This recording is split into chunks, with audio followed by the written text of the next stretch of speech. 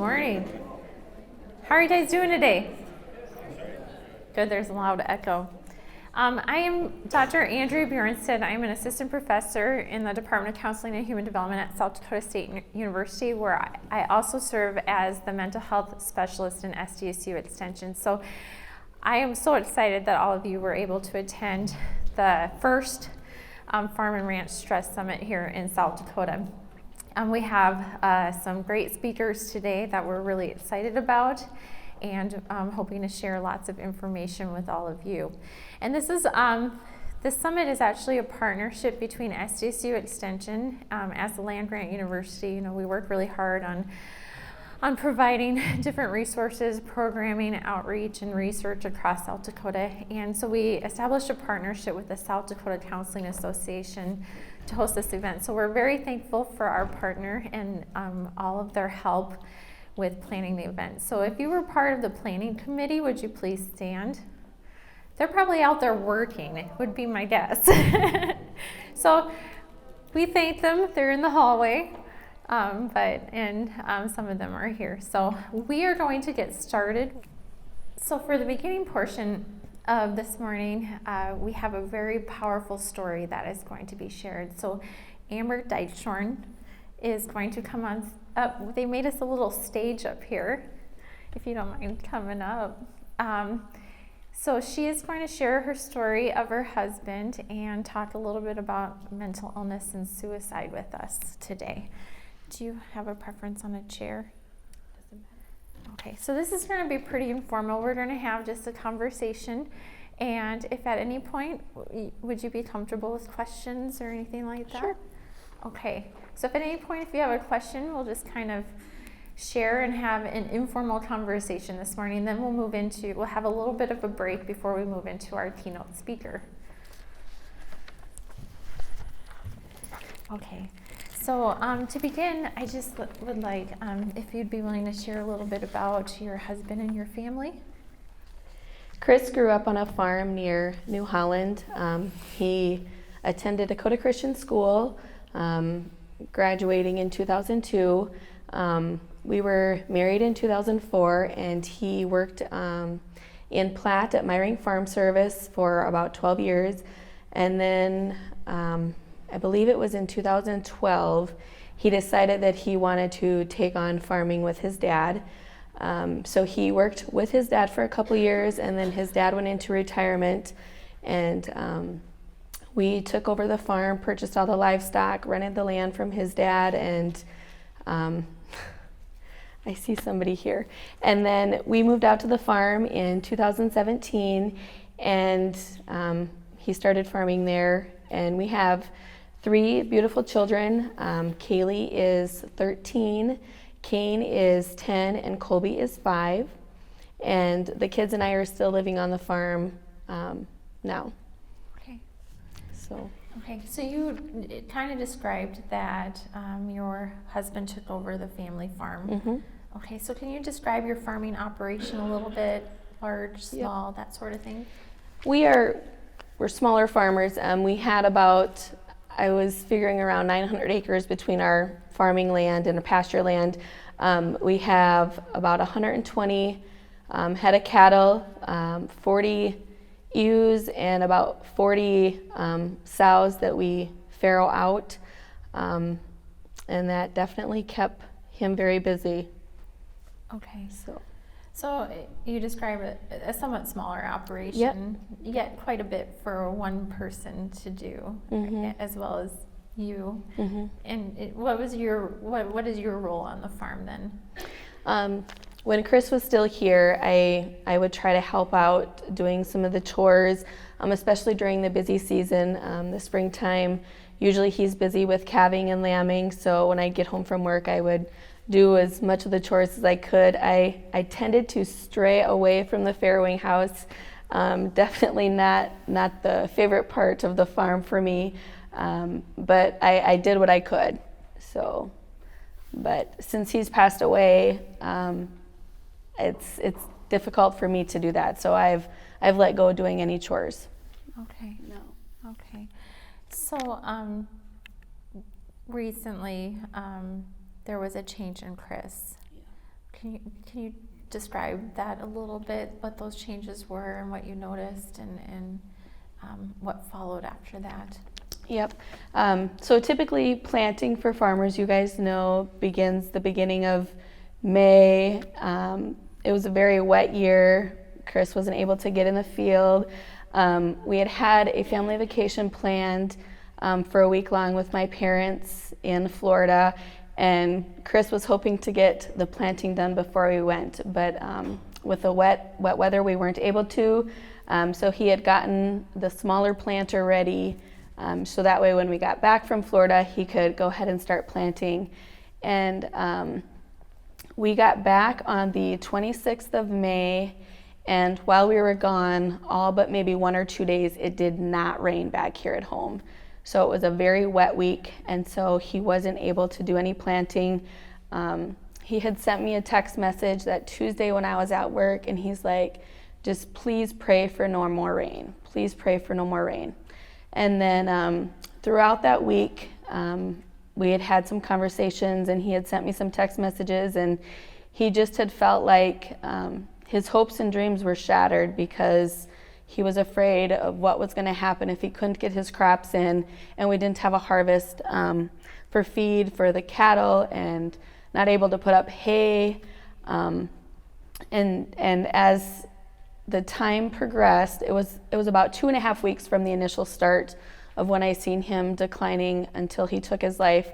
But he just kept sending messages, and I was trying to be encouraging to him, praying for him. In fact, our banker even, one morning he had called Chris. It was Tuesday the 4th of June, and he talked to him a little bit, and he sent me a text that afternoon, and he said, I want you and Chris to know that we here at the bank are going to stand behind you guys. If we need to increase the operating note to purchase feeds for your livestock, we're going to be there. We're going to stand behind you. We don't want you to feel like we're walking away. You guys are hard workers. You're dedicated to what you're doing, and we want to be there for you. And so that evening, when I went out to help Chris with chores, I said, Jesse sent me a text today, and he wants you to know that he's not going to be stepping away from us and making it difficult for us. He wants to be there for us, and he's going to help us get through this. And one of Chris's big stresses was that our operating note had just like $5,000 available.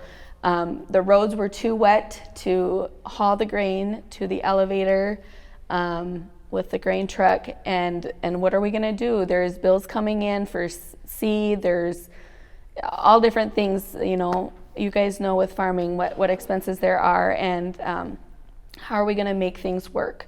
And so then the morning of Chris's 35th birthday, it was June 6th, he woke up and he said, I wish I'd have a heart attack and die. I don't want to live anymore. And I said, Chris, we got to do something. And so we went out and we started doing chores, and I went back in the house when he did the Fairwing house, and I called the clinic and I made an appointment for him that afternoon.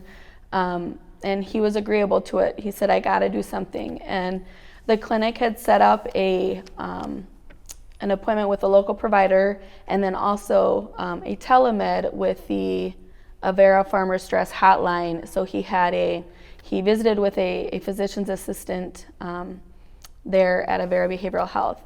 And he started on some medication. And actually the day before that too, our pastor and a local neighbor farmer came over and visited with Chris too, and he said it just helped to talk about what was going on. And then that Friday morning, the day after that, our daughter, she had broken both of her arms at a track meet earlier this spring, and I was to take her to Sioux Falls to get her cast removed. And I went out to talk to Chris before I left, and he dropped to his knees and he said, I don't want to live anymore. And I said, Chris, I can't go on without you. The kids and I need you. You have to be here for us. And I was very worried about him. And so I went in the house and I woke up our 10-year-old son and I said, honey, mommy's got to leave to Kaylee to her doctor's appointment, but daddy really needs you to be outside with him right now. And so he got up and he went outside, and I had talked to my father-in-law earlier that morning, and he said he was going to be back and he would be around Chris too, because I was just worried. And I actually called the clinic when I was on my way to Sioux Falls, the local clinic in Platte there, and I said, I'm really worried about Chris. Can one of the nurses call him and check on him, or can the provider that he's seen yesterday just call and see, how he's doing, check in with him? And they in turn called Sioux Falls, and the behavioral health activated a well check.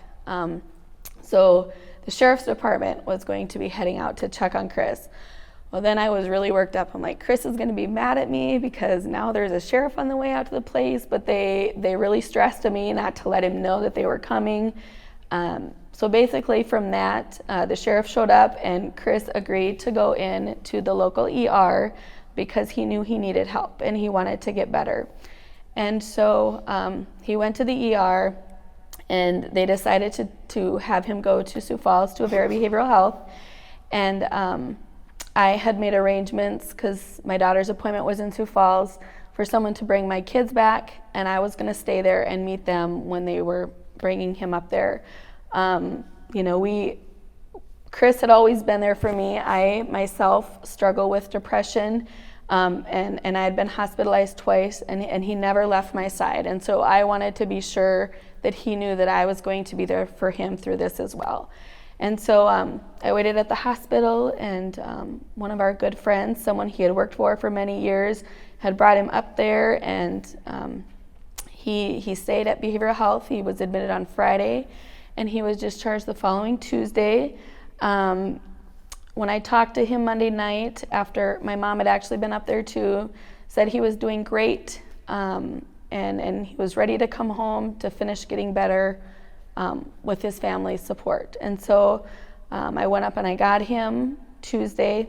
He was very anxious when I picked him up, and I had said something to the doctor about it, and he said it's normal, you're going back to the surroundings that kind of got you to where you are, but just continue to support him, and so we got home that night. His dad had done the chores for us. Our 3 kids were there. They helped unload the groceries that Chris and I had gotten. We all worked together to cook supper, put the groceries away, and had a wonderful evening. Chris and I talked for a while, and he was a little bit worried of what was going to happen. I kind of had to give him some direction on things he could focus on and what to work on. That next morning, I went to work, and I checked on him throughout the day, and it just seemed like one thing after another. There was a water leak on the farm. The utility vehicle that we haul our grain buckets from, the drive shaft went out of that, and it was just a very trying day for him. And so I left work a little early, and I went home and I talked to him, and one thing that he said through and through is, I can't do it. I can't do it anymore. And I constantly reminded him that he had to do it for us, that we needed him here, that we couldn't do it without him. And he went and he dissed in the field for a little bit, and I was mowing the lawn, and he came behind the house and he just said, I'm done, I can't. And I said, honey, let me finish. It's gonna rain. Imagine that, it rained again. Let me finish the mowing and we'll go in and have supper and we'll talk some more. At the supper table, we really didn't talk much because the kids were there. But then after that, we went out and we did the chores together. We did everything together but the farrowing house, and I waited for him. And we sat and we talked for a while. What can we do to make this work? Some of the things we talked about was maybe selling like our sheep, just to have a little less stress for him, livestock for him to care for, maybe see if he could help work for a local farmer or something, so the financial stress wasn't all on him. And then Chris went in the house and got ready, he showered, and we were gonna watch a movie together, and I said to Kaylee, where's Dad? And she's like, I think he's in bed. And so I went in there, and yep, he was in bed. He had taken his medicine. They had given him something to help him sleep because he hadn't been sleeping at night, and he was gonna try to get some rest. And so I went downstairs with the kids, and we started watching a movie, and they were getting tired, so I had tucked them in bed, and I went upstairs, and before I went to bed, I dropped to my knees and I prayed. And I prayed that he would get some sleep. because he was only getting about an hour to 2 of sleep a night, and I knew that he was wore out. He was wore out. And I just prayed and prayed and prayed that he would sleep, and he didn't. He did not get much sleep. He tossed and turned all night long. And he got up that morning, and he left home about 7 o'clock. And I heard him out on the porch getting ready to go.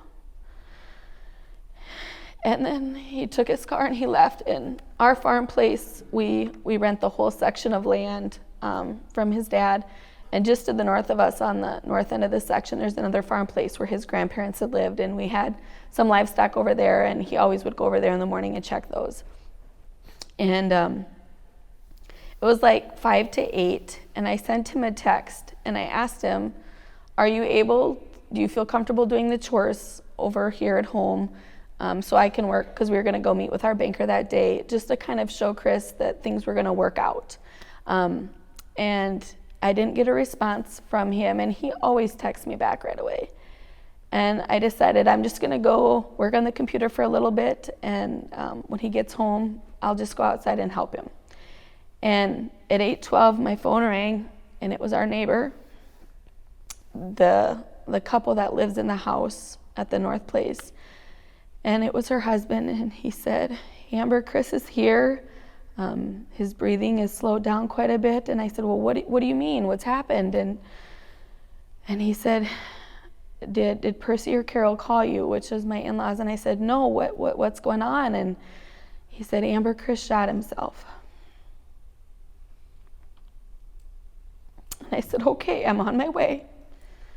And I got in the car, and before I could even get out of the driveway, I called our pastor, because he was going to meet with Chris that afternoon. And I said, "Chris shot himself. He's at the farm place north of our place. Can you please come?" Of course, we're on our way. And I get over there, and there he was laying on the ground, and I pleaded with him to not give up. But he was wore out. He was wore out. And the ambulance had been called already, because it had been like 15 minutes from the time that they found him to when I actually got the call. And there was a lot of struggles that morning with help getting there. The ambulance got stuck, and it was just one thing after another. And then the second ambulance they called out got sent north of town. And so there was a lot of hurdles, but I just believe that his body was wore out, and I really believe he's in a better place, because I know the life that he lived with us and our kids. He had Jesus in his heart. And even in his note that he left us, he said, "Lord, please forgive me for what I have done. I can't continue living this way." So I'm very grateful for that. So we tried all we could to help him, but he just didn't give us enough time. Thank you for sharing all that. I can take a couple minutes to breathe. I'm okay. Yeah. So it sounds like there was a lot of support from a lot of different people, right? There was. Yeah. And with the responders and the welfare check and your in-laws and community members, that sort of thing, right? Mm-hmm. You mentioned that Chris wasn't sleeping well and had a lot of verbal statements he made, right? Mm-hmm. Of not wanting to be there anymore, can't do it anymore. So I'm wondering what other signs you saw prior to this. So he didn't struggle at all prior to May? No.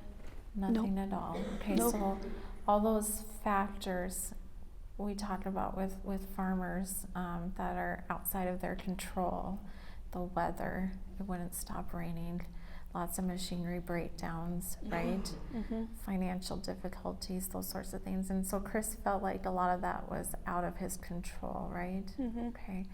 So when the weather started and everything started kind of going downhill, did you see any other symptoms of depression beyond not sleeping? You described some anxiety too, right?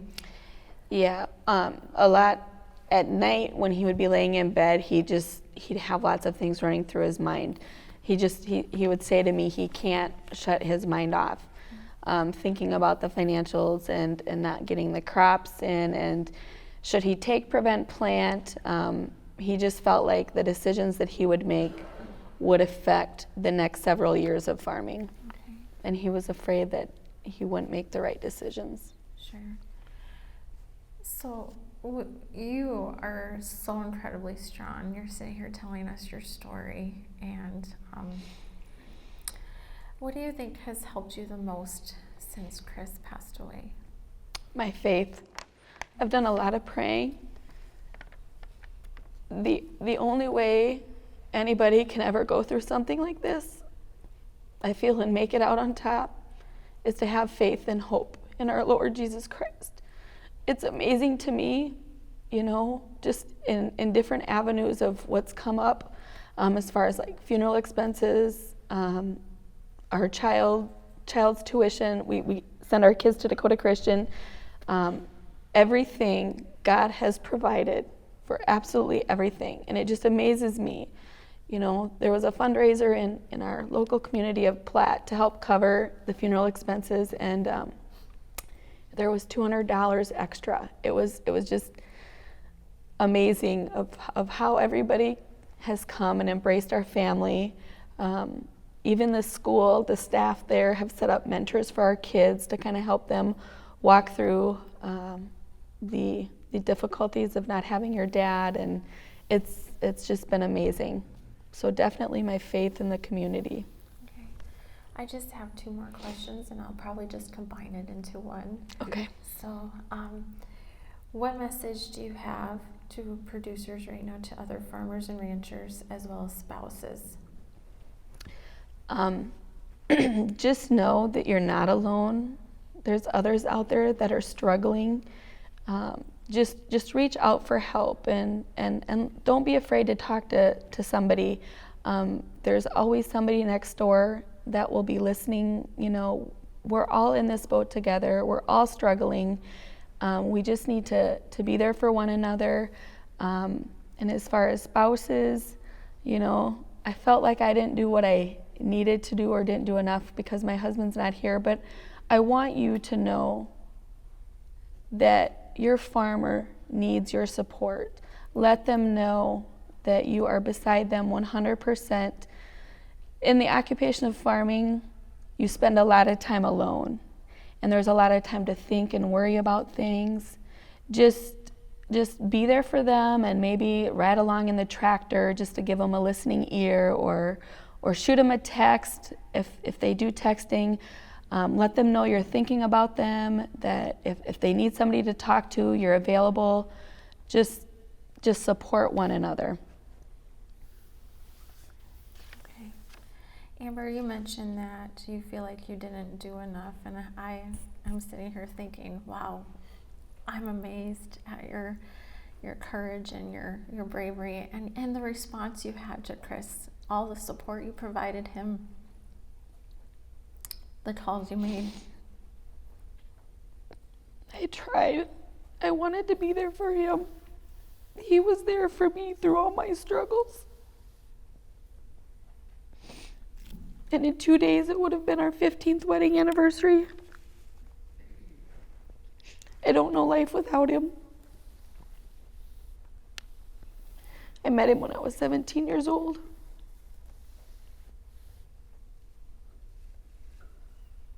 Well, we really thank you for sharing your story. This really is important for producers to hear, as well as farm families right now. So I'll open it up to any questions, if that's okay with you. Yep. Okay. Does anybody have any questions?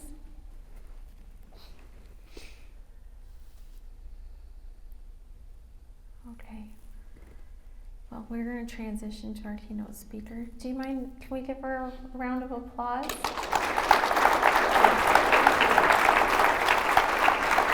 Thank you. It's okay if I give you a hug.